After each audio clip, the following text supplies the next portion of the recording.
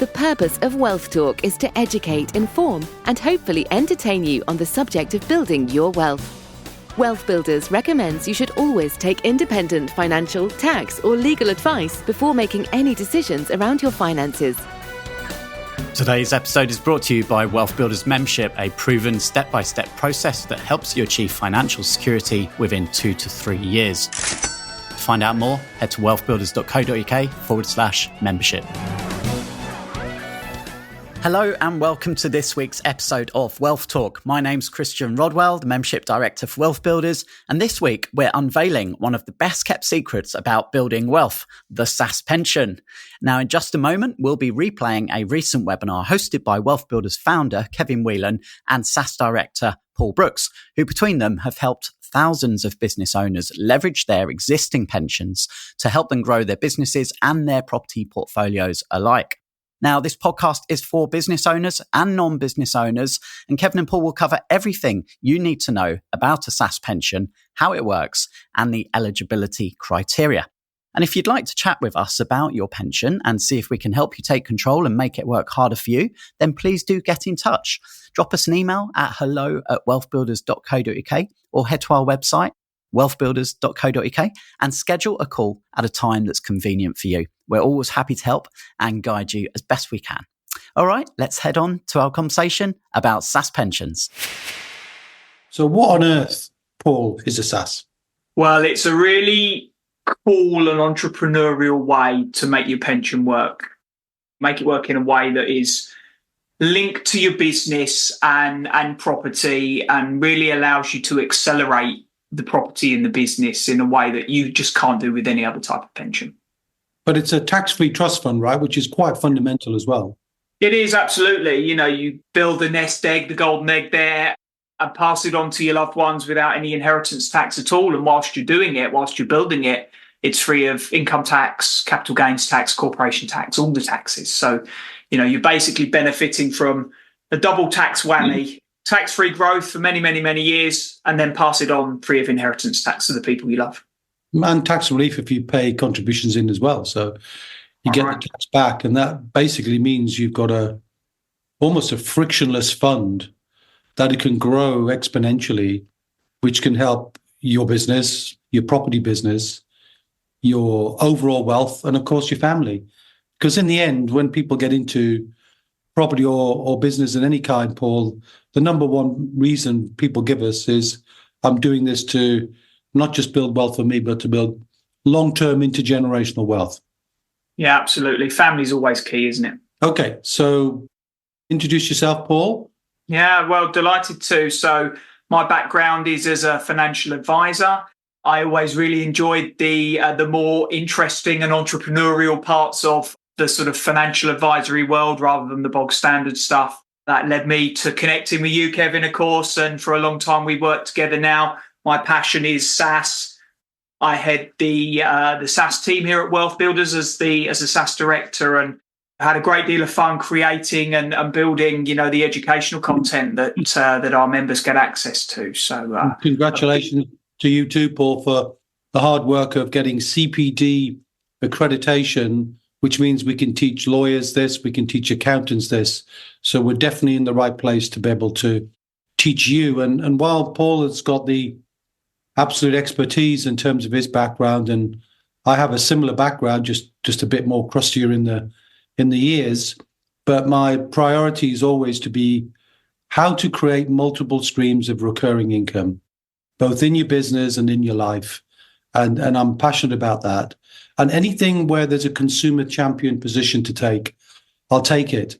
And for the most part, all of the things I've written, all of the things we do in Wealth Builders are driven by showing people how to create more value for themselves so that in the end, the whole family prosper. And we're very passionate about that. I think we're the only company in the UK, if not even the world, that's completely holistic in all aspects of wealth and also in all aspects of the family. But we won't be talking about that. We'll zero in on SSAS. So, Paul, who are the two key people, the two key avatars, let's say, who really can gain massively from an understanding of SSAS? The most common set of people that we work with are property investors. motivated to find new ways of making their property deals work harder, or to get new sources of funding, to acquire more assets and more income. So if you're a limited company property professional, you're a director of a limited company, then SSAS is absolutely for you. If you're a business owner of any kind and you've got a limited company, whether it's manufacturing, retail, consultancy, doesn't matter. Any type of trading, active, live business, then a SSAS can massively help you. And what we've seen over recent years, since government's untimely intervention in the property world in what's colloquially known as Section 14, going back to whatever that was, 2017 now, we've seen a proliferation of people who used to own property in their personal name now own property in a business name and creating limited companies every day. And as a result of that, so many more of them have become eligible for this discussion, whereas historically, where they didn't have a limited company, it wasn't even possible for them, was it? No, absolutely right. Can I have some headline benefits of SSAS? Definitely, if you're into property, you can just buy more. So getting more property and not having to traditionally put your pension in a box, do not disturb till 65 and access that money there. And that age is getting pushed further and further back as state pensions change. No question about the legacy benefits, often poorly understood, how pensions transfer on death. Anybody who's in business is making profit, is the intention. You're going to pay tax on the profit. Corporation tax didn't go down, did it? In the last budget, it went up. So if you're going to pay more corporation tax, any contributions you can use to get that tax back. So you can basically get your cake and eat it. So you get tax relief, and then you've still got access to the money to grow your business or grow your property business, which is a little bit more alluring, I think, than sticking all the money, hopefully, on a stock market that might deliver one day, someday, but you've got no access and control now. And that's why many business owners have switched off pensions historically, Paul, right? You know, we hear a lot, don't we? My business is my pension, or my property is my pension. But actually, your pension can be a significant part of a well thought through strategic wealth plan, especially if you've got the right vehicle. And then talking about funding, particularly for you property people out there, you've seen what goes on when you kind of face the world of institutional funding. You're applying for money, you're being underwritten. And when you're being underwritten, obviously you're not in control.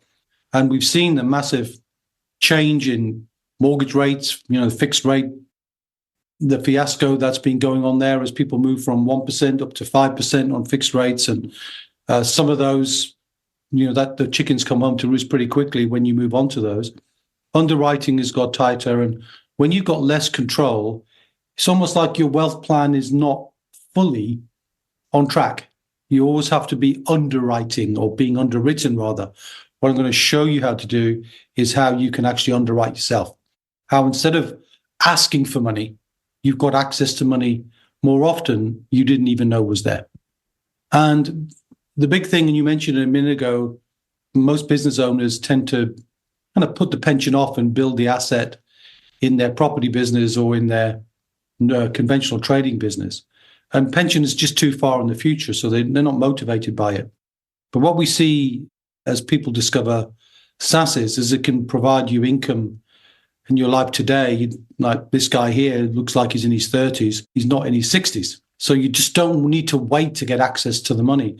And that's a big change that most people just simply don't put two and two together, Paul, on that one. And when they get the message, they suddenly like pensions. And we've been in rooms before, certainly where we've had, on Zooms, definitely in COVID, we had 1,000 people in a Zoom room, all getting excited about the thought of being able to touch and trade and get involved with their pensions in a way they couldn't do before. So pensions can be exciting. Can I even dare to say that, Paul, do you think? Yeah, I think you can. We know for sure that it's true. So look, hopefully people watching today will get a sense of that excitement as we teach them a bit more. All right. But let's caveat things as normal. WealthBuilders do not give regulated financial advice. So in this is an educational webinar. It's not meant to be prescriptive. SSAS isn't for everyone. There is no risk-free investment in the world. And if you've ever listened to our podcast, the podcast called Wealth Talk, it says exactly here what it says on the podcast, that we always recommend you take independent tax, legal, or financial advice before making decisions about your money. We'll do our best to give you some reason to maybe to ask for that, whether it's from your accountant or from somebody who's trustworthy. But we're seeing generally out there really bad outcomes when it comes to pensions. The vast majority of people in this country are retiring poor. And the average income in the UK in retirement is around £15,000 a year, depending on where the state pension kicks in. And for most people, that date is getting pushed back and back and back. And with kids today living to an average of 100 years life, they're not going to see their state pension anywhere near the 60s. That's going to be pushed back into the 70s and even beyond that. But notwithstanding, retirement generally in the UK is a hope for the best plan with zero control, because almost all of the money, and we see this, and people kind of do it because everybody else does it, is they get on a stock market roller coaster ride. And we've seen the tragedy of that. You think back to 2008, 2009, when the stock market crashed for average people, around 40, 50% of their money just wiped out in a heartbeat. And you can't recover from that. If you're retiring at a point when the market crashes, you are done. Your future lifestyle is compromised, and you're not really going to be enjoying that. Definitely one of the big things for us, and I know for our partners at WealthBuilders who we work with, most people are paying too much. The technology and AI and all sorts of benefits have been brought to the ability to manage money at very low cost. But unfortunately, most people kind of stick with being a retail customer, buying things from the traditional intermediation, through advisors and through platforms and the layering of charges, which is typically around 2%, and an average stock market paying, let's say, 6%. That's a third of your money going in fees. And that gets worse when you get older, Paul, because most people reduce their risk, don't they, when they get older? And that 2%, if the market goes 4% because you're buying lower risk investments, you could be having a joint venture relationship with the financial institutions taking half your pension. I mean, it sounds laughable, but it's a tragedy. And there are so many ways that if you take control of your pension, even if all you want to do is invest in the stock market, where you can both reduce the costs and reduce the risks. But that's kind of beyond the scope of this webinar. Today, we'll talk more about how you can take control. And what people tell us they want is, I want money now. I want to build my wealth today. I don't want it for the long term. And I want to be able to build it in a way that controls and passes to the next generation. And rather than be completely on the stock market, I want to be able to diversify. How important is diversification, Paul? Hugely. Not having all the eggs in one basket is so critical to a sustainable future, frankly, isn't it? Income from multiple sources means you're not reliant on any one thing. I was doing an interview yesterday with the absolutely brilliant Louise Hill, the founder of Go Henry, and she said the biggest lesson in life, no single point of failure. And most people have a single point of failure. In fact, actually, they have a double point of failure, Paul. They have all of their money in their pension in the stock market and all of their money in their ISAs on the stock market. And there's no real diversification there. So the ability to invest in property, in business, in gold, in crypto, in whatever you want to do. We're not recommending any course of action here, as we said earlier, but whatever you want to do to diversify, a SSAS can allow you to do, because you take that control and you keep, therefore, much more of your own money, because instead of being a retail customer, you turn into a wholesale customer, which allows you, and those of you in business know the difference between retail prices and wholesale prices, to switch the dynamic of fees from a percentage of your money for life to fixed and often low cost administration fees. And we'll talk a little bit more about that as we go through. So, Paul, what are the key benefits? You mentioned you can't do certain things in a more traditional pension, like a workplace pension, a personal pension, a stakeholder pension, all the languages of pensions. But what's the key points that we find most people value when it comes to SSAS? Well, I think choice and freedom is a significant benefit, and that ability to diversify, coming back to your point from a few minutes ago, diversify into things that they understand more. Business owners understand their own business. Property professionals and investors and entrepreneurs understand property. They don't understand the stock market, or they don't want to understand it because it's unruly and it's volatile. So I suppose the thing that SSAS allows you to do in a way that no other pension does is use your money in a way that's aligned to your own skills and your own passion and your own interests and the things that you know how to make work. Or you decide you want to invest and learn. So if you are new to a certain investment or a certain asset, an asset that can give you some cash flow in your life, then you can do that, including, of course, a SSAS is really a bank account, a giant bank account, a trustee bank account. And that money can be invested in lots of different places, but also you can, instead of going to a bank, you can be the bank. And that means either lending money to you or lending money to your property business or lending money to others, all of which will have pros and cons, but all of which have got a much more personal and a more relationship and a more controlling perspective, because you can get your hands on and make the decision for yourself rather than hope the stock market kind of works out for you, which if it does, great. But if it doesn't, you don't find out about it until it's all too late. So let's talk about some of the things, or the more popular things that people do. And of course, Paul, we've helped thousands of people transition from traditional pensions into SSAS. So we can't cover everything. It wouldn't be possible to do that. We'd be here for hours, not just an hour. But in terms of buying commercial property, what are the sorts of things and some of the benefits of that? Well, we've listed, I suppose, the sort of the most commonly used strategies with commercial property, but your SSAS could ultimately be the landlord of a commercial premises, and there are multiple benefits of that. If you're a business owner who needs a premises and you're renting, you could buy your own premises and then pay rent to yourself, which generates a new stream of income into your pension that wasn't going into it before. If you own your own premises already, you could actually have your SSAS buy your premises from you. And then you're effectively keeping hold of that property, that asset that you need to run your business from, but you're now creating a brand new stream of income that's also tax deductible to the business that wasn't being paid before. So you're getting tax relief on money that's going into your pension. And there are lots of neat things you can do, especially if you've got a building that is bigger than just the space needed for one business to occupy it. So subletting space in a larger building to other businesses gives you the ability to generate extra streams of income in your life into your business. So your business can tenant the property and then go, okay, well, I don't need half of this. I'm going to sublet some of that. And then that generates a stream of extra income into your life that you didn't have. And we touched on that at the beginning of the presentation here, didn't we, about getting income in your life today from your SSAS rather than waiting until, traditionally 65. And what's the leverage point here?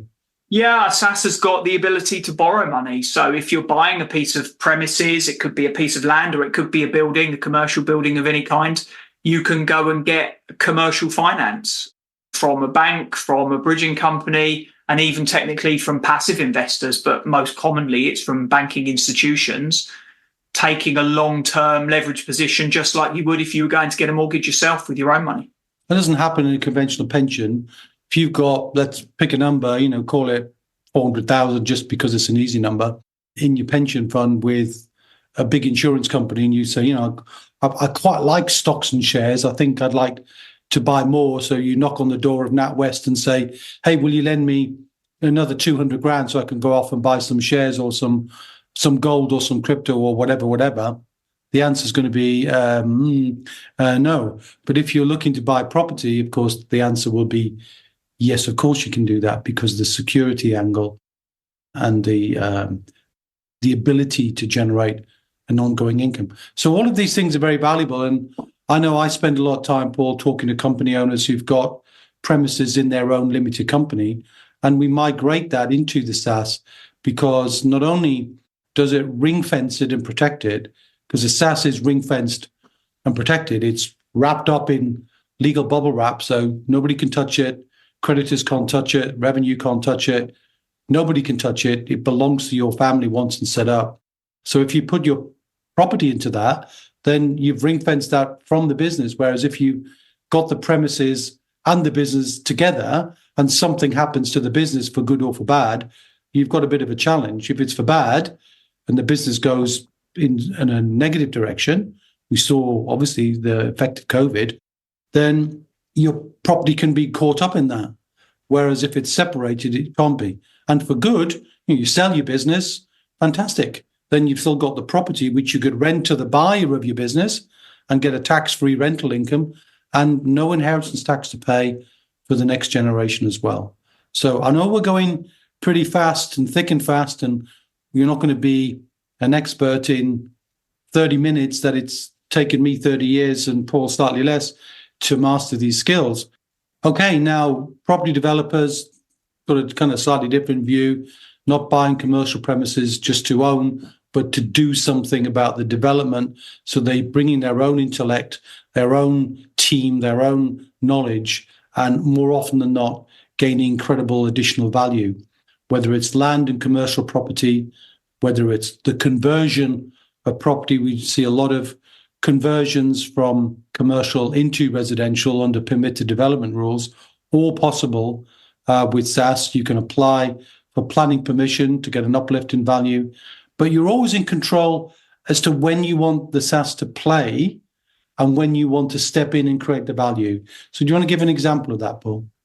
So, your SSAS could buy a piece of land and it could start to build, having got the relevant permission gains, the shell, the framework of a nice 4-bed detached house, and then strategically choose to exit that development. And ultimately, there are several ways, but traditionally sell that development in its part completed state to your business, which means you're choosing the point at which you exit, which means you've got control to some extent over what stage of the development you exit and when and why and how you get finance for the purchase and so on. It also means you get to choose how much of the profit you make on that build up to that point to keep in the SSAS, which of course means you can choose how much is tax-free and how much profit then arises in the business, which might be taxable, but is money in your hands now. So you've got the ability to sort of, in a nutshell, choose where you want your wealth to be. Do you want your wealth to grow in the tax-free environment and the SSAS, or do you want it to grow in the environment and the business where you can have access to those profits as the owner? And the key for me is not what does that look like today, but just that word choice. If you've got the choice, you choose where you want the value and where you want to roll up the value. It's a matter for your personal choice. You cannot do that in conventional pensions. You don't have any choice. Everything is a roll-up. There's no possible to extract money before the age of 55, and that's going up to 57 anyway in 2028. And where's it going to go from there? Well, it's not going to come down again. It's going to be getting pushed back, as I mentioned earlier on, with state pensions. So the same thing. So you're getting the chance to collaborate with your business and share profits and share value along the way. I mentioned, Paul, don't go to a bank, be the bank. And the bank of self or the bank of SSAS is an interesting way, not just to lend money to your own company to do what you want to do, but lend to others and act with the same value creation, the same integrity, the same security as a conventional bank would do. And I know certainly from my SSAS, I've frequently been a bridge to other projects. What does that actually mean then, Paul? Well, it means you getting to choose and select good people that you want to work with and lend one or more chunks of your SSAS pot to them on terms that you basically agree. So you can choose whether you get a straightforward interest rate or actually you also potentially share in some of the profit. You can choose how and where your money is secured and what protects it to make sure that you do the best job of getting the money back if things go wrong. And of course, sometimes they do go wrong. You can leverage on the skill and the knowledge of that person and find a way to learn something along the way. So you could lend to someone who does something that you're really interested in and you want to learn a bit more about, and you could go to site and you could see what they do and you could tap into their knowledge and get an extra ROI as opposed to just the straightforward return of money on your investment. Okay, interesting. You can shape the deal in pretty much any way you want, as long as it's commercial. It's an interesting one, this one, because I mentioned earlier on when we're chatting about this concept of more often than not, when you're in property or business and you need capital, you're having to go to be underwritten. In a case where you're the bank, you're the underwriter. You're the one setting the terms. And there's a skill involved in doing that. But frequently, for example, in loans I've done, getting first legal charge security and decent double-digit returns. But that's just some of the ideas that could be useful if you don't have the time, energy, inclination, skill to do the property development work, but you see that other people are doing a great job, whether it's just in terms of the value they create or the impact they have in society because they do environmentally friendly property or properties that serve a certain tenant type that you really see the value in supporting. So many ROIs, as you mentioned, Paul. But more often than not, instead of lending to others, people want to get access to the money themselves and be their own bank for themselves. So what does this mean then? How does this rule work where you can be your own bank and lend money, as we say here, low-cost development finance? How low cost? How does it work? So you can borrow up to 50% of your SSAS's value into your limited company for any legitimate purpose. So if you're a property developer or a landlord, professional landlord with a limited company, and you want to borrow some money to develop a buy-to-let into an HMO or to do a com to resi conversion, anything, doesn't matter which, I'm just giving a couple of common examples, you can borrow up to half of your SSAS pot into your business to do that. And you pay an interest rate back to your SSAS. So the business, if borrowing finance, would have to pay interest to somebody, typically in that sort of scenario, a bridging company or maybe a passive investor. In this case, you're paying that interest back to your own pension.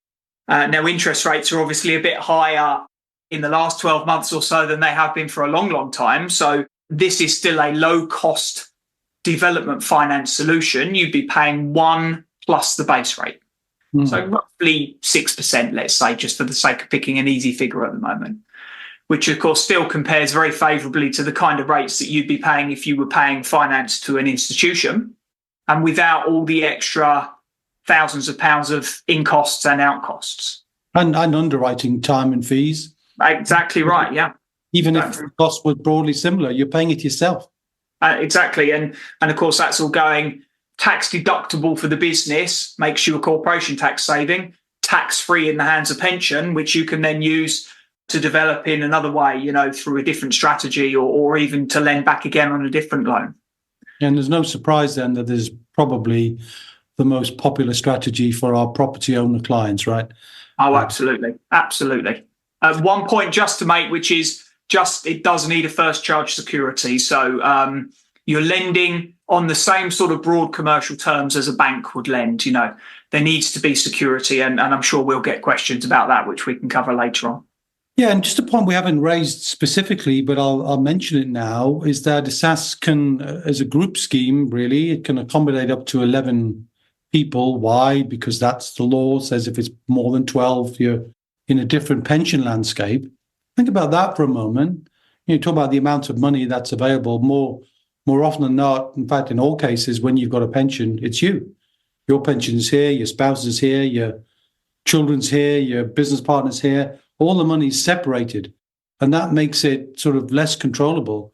Whereas if you imagine you put people's money together, your own family, typically husband and wife, maybe business partners in a business, and you put that money together, and then you look at your 50%, Paul, as you mentioned earlier on, then it's 50% of a bigger pot. And if you're lending money to your own company, it's 50% of a much bigger pot. So the idea of collaboration and connecting, very, very big deal when it comes to SSAS. And people not used to seeing pensions as a collaborative tool. It's much more about paddling your own canoe, but this sticks a turbocharger on the back of it anyway.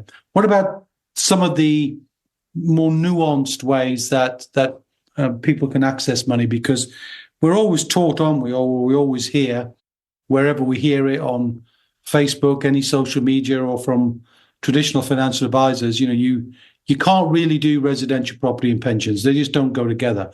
Well, you did mention just a moment ago, you can do it through the loan back. But what are some of the other properties that we call exempt residential properties that people could actually buy? So rather than just lending money and using half of their pension pot, they could use all of it. If you look at the type of property that we're using as an example, these are things that are not dwellings. They are not single family dwellings. They are not, your common 2 up, 2 down terrace house. They are sort of slightly unique spaces designed for people to live in, but very often not permanently, and with a more commercial slant on them. So, student accommodation done in the right way is a perfectly good example of a property that people live in, perhaps for a year, perhaps for longer, but is not classified as a residential dwelling and so is allowable within the SSAS. Okay. Social housing also really popular, creating secure environments for refugees or for alcoholics recovering or any number of different social groups that need a little bit of extra support. It's something that people are becoming a lot more socially aware of and feeling like they want to use their money in a way that does good as well as gives them a good return. So, the kind of things that other pensions won't really, can't allow you to do, a SSAS can give you stuff to do. And definitely seen interest in some of our clients around the children's homes and so on. Mm-hmm. So where there's an element of accommodation plus a service, then that tends to go together. There's even a way to look at old bed and breakfasts and convert those into serviced accommodation units as well as the bigger care homes. I mean, there's a massive scope for the increase in care provision as we get older, and they're just not in the same way. There's hundreds of thousands of homes that need to be created for accommodation. There's hundreds of thousands of rooms needed for care that are not being provided. So if any of these areas appeal to you or you're involved in these areas now, then it definitely could be something you could give yourself a bit more control over access to funding for all the things we've been talking about and all the benefits. And I mentioned the ring fencing. My particular passion around SSAS is family. Anybody who knows my story, knows that my father died very young, didn't leave anything, and if anything, left more challenges than not. But SSAS is the best thing I've seen to help intergenerational wealth. I mentioned the ring fencing, but because you can invite children from age 18 into your SSAS as trustees, then you've got the ability to be able to almost begin to invite them into a family wealth discussion, starting from the point of the pension, where they probably wouldn't be thinking about pensions 18, but they can see this family wealth growing there and they can get involved in some of the decisions or even just observing that. And we've got lots of other more technical things that have come up when traditional pensions have got to pay out within 2 years of death, whereas a SSAS doesn't, because the family members are still in the scheme, and that way they've got control of that money for a much longer time. So lots of good reasons why the family legacy and SSAS go so well together, Paul. And we absolutely see how people get sort of turned on to creating a wealth family as opposed to a pension product. Mm-hmm. But, we mentioned about it's a high performance vehicle or a turbocharge. And like any high performance vehicle, you need to know a bit. So we're going to share with you just a little of the eligibility. What are the key things that have to be in place in order for this to be possible for you? Now, note these well, because we can't really help you if you don't fulfill the criteria. And I often call these the right private limited company, the right person, the right pension, the right plan, Paul. But here we're saying assessing your business, which I would call, if you've got a private limited company, what do they need to have in their limited company or the history of their limited company to be eligible? Just some genuine activity. Needs to be live. It needs to be doing things. Deliberately avoiding using the word trading, because lots of people misunderstand and think that a trading business, one that provides or sells goods and services, can have a SSAS, but an investment business, one that owns assets, cannot. And that is not the case. Whatever you do with your business, you are entitled to create a SSAS. As long as it is doing things, it's active, it's live, it's operating. It isn't just a shell with nothing in it. We often hear other people say, oh, it needs to be trading for a year, needs to be having this much profit. Lots of things being said, but in pensions law specifically, and we study that, that's just not the case. But some other eligibility criteria as well about the nature of your connection to your business. Yeah, that's right. Yeah, you must be a director or an employee, and typically most people are directors, aren't they? Of course, most of the people that we speak with are the director owners of their business. But if it's, for example, a spouse's business, you could, with their agreement, be a director, and that would allow you and then potentially the spouse, your spouse, to collaborate together on it. And again, what about family members? You've got grown-up children like me. If you want to invite them in, how's that work? Yeah, perfectly fine to bring them in. But nowadays, bearing in mind that there are two ways to bring money into a SSAS. One is from an existing pension you've already got, and the other is a new contribution. In either case, you need to be a credible associated party to the business. So at the very least, they would need to be on the payroll. But as long as they're old enough, and of course, to be a SSAS trustee, you must be at least 18 anyway, they could also be a director. And there might be benefits of using that structure for your children as part of a business legacy plan in any case. Okay. Let's talk about where that money will come from then. Just mentioned that. Mm-hmm. Pensions and contributions, but what are the sort of things that you need to do to take a look at that and assess not just where they come from, but in due course, the value of that to make it make sense?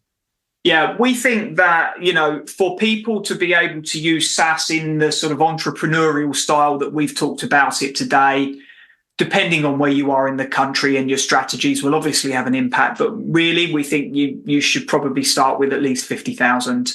That's a sort of baseline, either from an existing pension or several existing pensions that you're amalgamating and bringing in, or from profit that you've got in your business that you can pay in, or even technically from your own personal resources, any combination of those three things. But we say that to make the most of SSAS and to be able to do the things that we've talked about and some other things like crypto and crowdfunding, which we haven't spent any time on today, but are certainly things that can be done, realistically, probably need about the 50,000 plus value.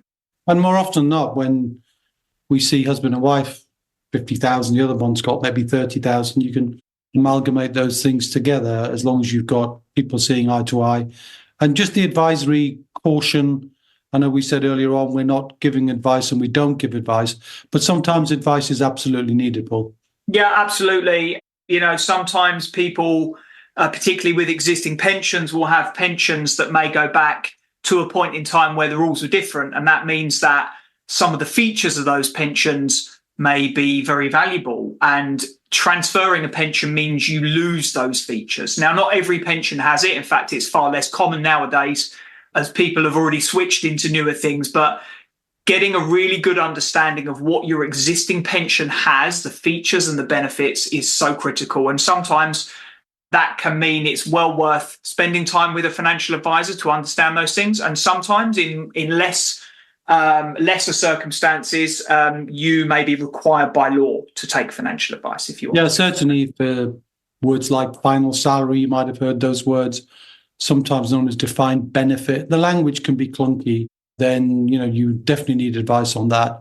There are some things which can't be moved, like public sector schemes, military schemes, teachers schemes, doctors schemes, dentist schemes, where they're public sector schemes in them for the most part, where there's just no right to transfer. That all got lost in 2015 when the government realized people were moving the money, but there actually wasn't a pot there. So that's all gone, I'm afraid. But you can build those contributions as well. And the contribution limits are now gone up to £60,000 a year.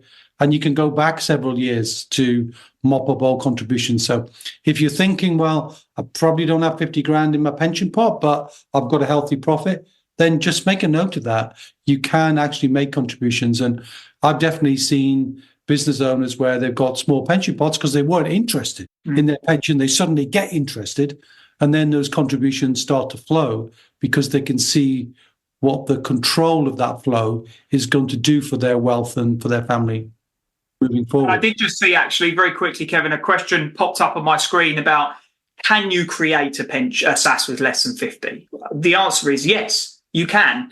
You were just sort of alluding to it there. If you know that you're going to commit to paying money in, you can start with a small pot. And we do have people who start a SSAS by drip feeding money in over time, but they have a commitment to do that regularly and then review it regularly and reinvest the returns and grow into it.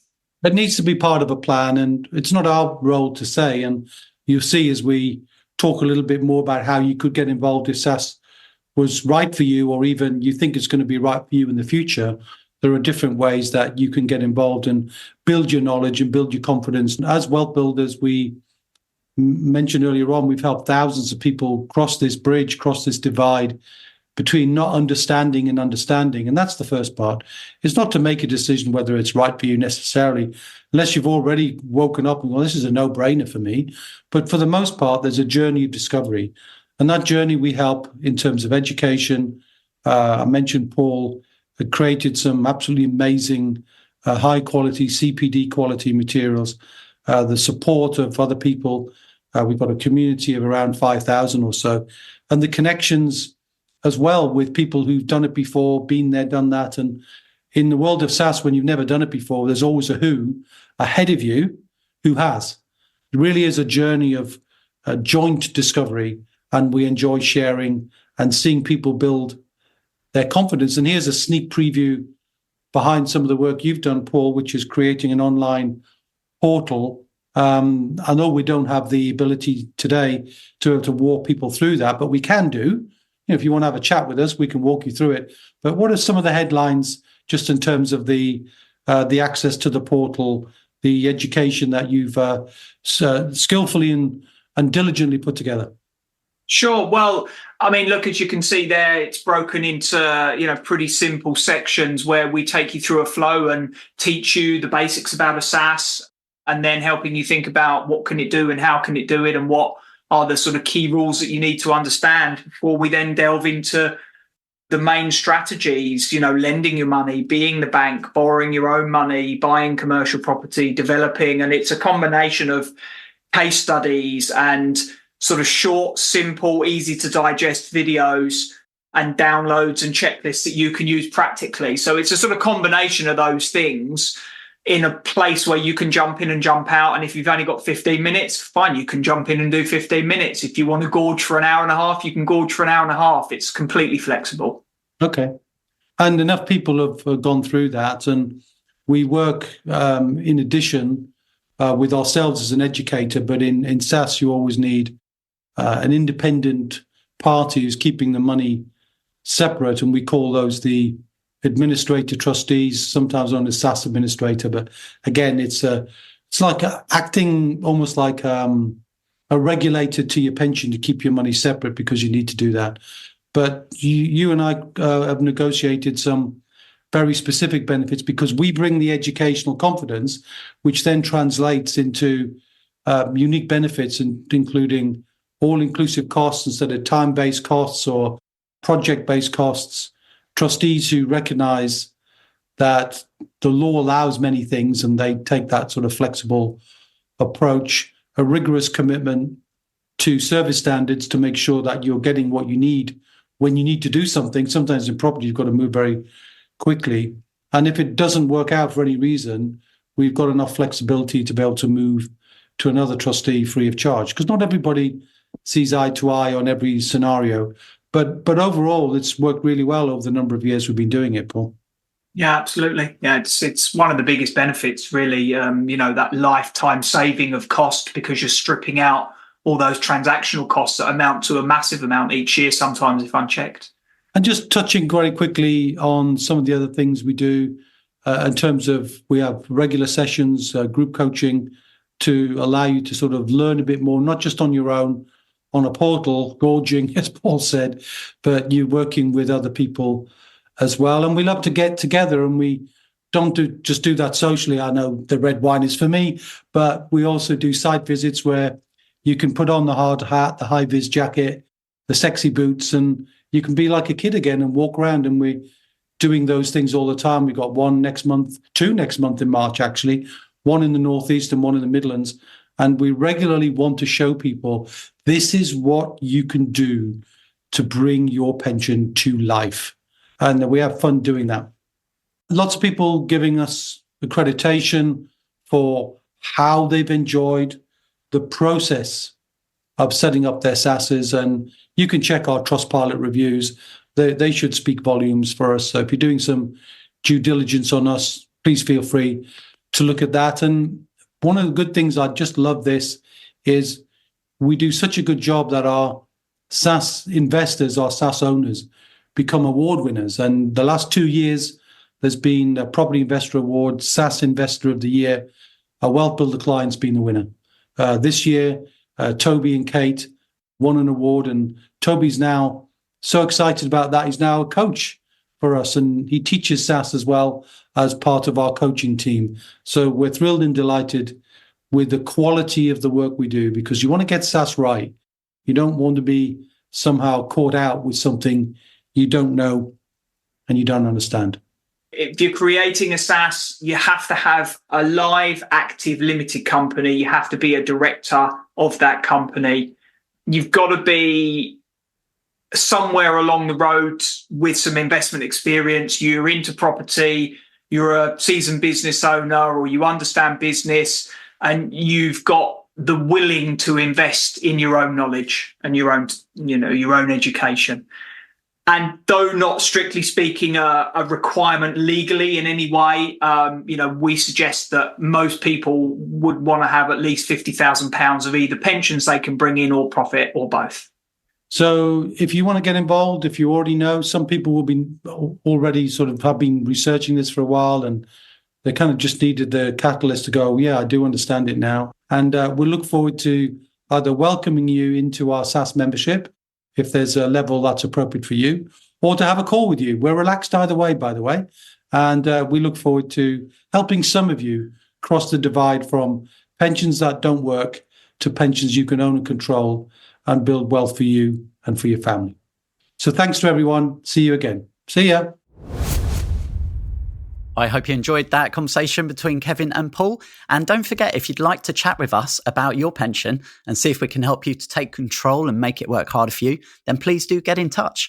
Just drop us an email at hello@wealthbuilders.co.uk or head to our website, www.wealthbuilders.co.uk, and schedule a call at a time that's convenient for you. We're always happy to help.